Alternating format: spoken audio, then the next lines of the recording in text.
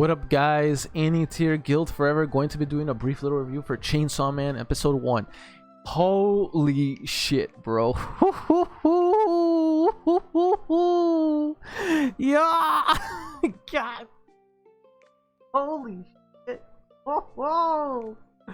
I did not expect it to be that crazy. Holy shit. I mean, I knew Chainsaw Man was also one of those big animes that was just as anticipated as Bleach.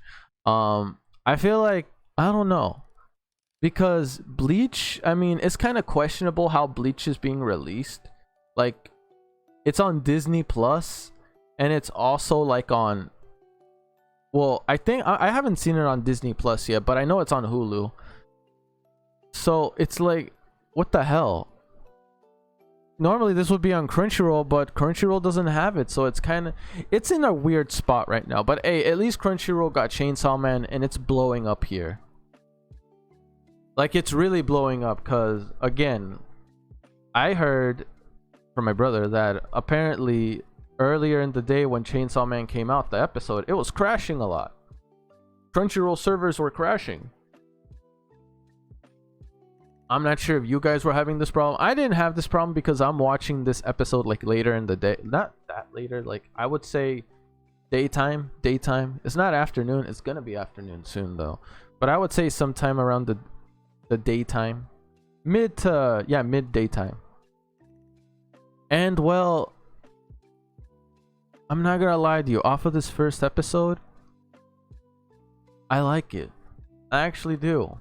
And it's not just the CGI I feel like was done very well here to where it wasn't that much of a problem.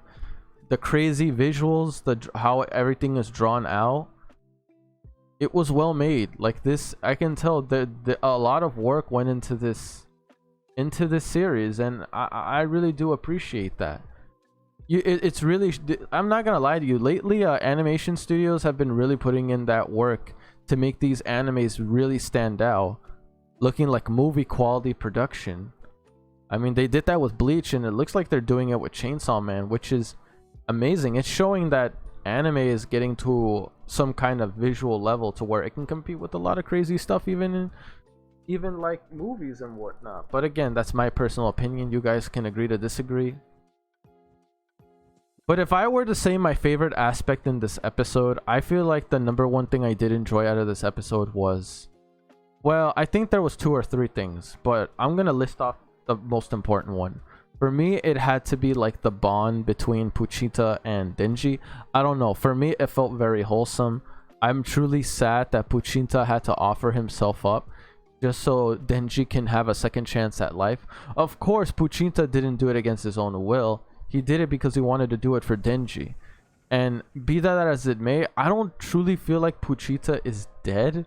I don't even think he sacrificed himself entirely, because I saw that it looked like Puchita didn't die. I feel like Puchita more or less fused with Denji. Now, the reason why I'm convinced that they fused instead of, well, him dying, number one, Denji can actually go into some kind of crazy demon chainsaw looking form.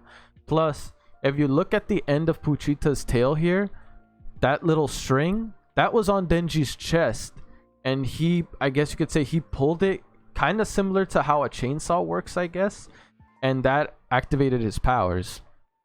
So in a way, you could say that Puchita didn't die, he just merged with Denji, which I do like. That means Puchita is alive and seeing everything through Denji.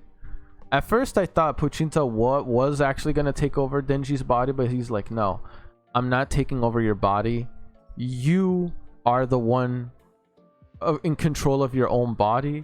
So you show me the future that you were talking about. I like that earlier on in the episode, Denji kept talking about like, oh, he wish he had a better life. He wish he had better meals. He wish he had a girl. He wish he would be in a more normal lifestyle. He wasn't even talking about anything luxurious. He was just talking about just a normal life. And he couldn't have that because of the life he was forced into. He didn't choose to be with these people and forced to pay off debt or anything like that. He had no other choice. He had to do what he had to do in order to survive.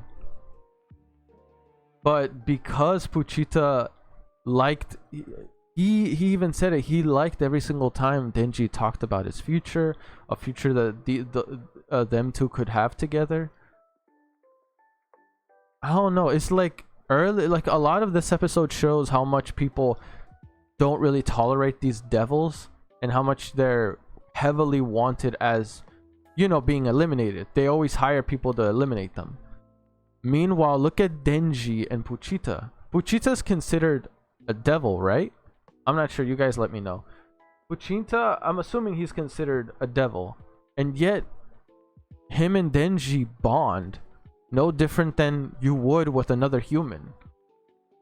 I guess maybe one could argue that Puchita looks adorable and he kind of looks like a puppy, which fair argument there, because ain't no one wants to befriend walking zombies, but you get the point.